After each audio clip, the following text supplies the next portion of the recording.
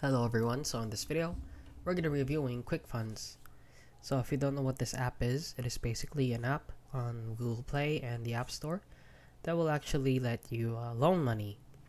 So as you can see, this is what the app looks like, Quick Funds. And as you can see, they can loan up to about 10,000 rupee to 200,000 rupee. So this is the Indian rupee.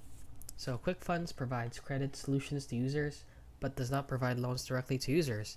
Every credit line is originated, disbursed, and serviced by DTSG Investments Private Limited, a non-banking financial company registered with the Reserve Bank of India. Applications, approval, and repayment are handled entirely online, keeping paperwork to a minimum.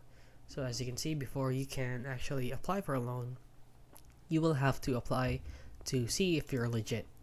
So it might take a couple days depending on what type of ID you use.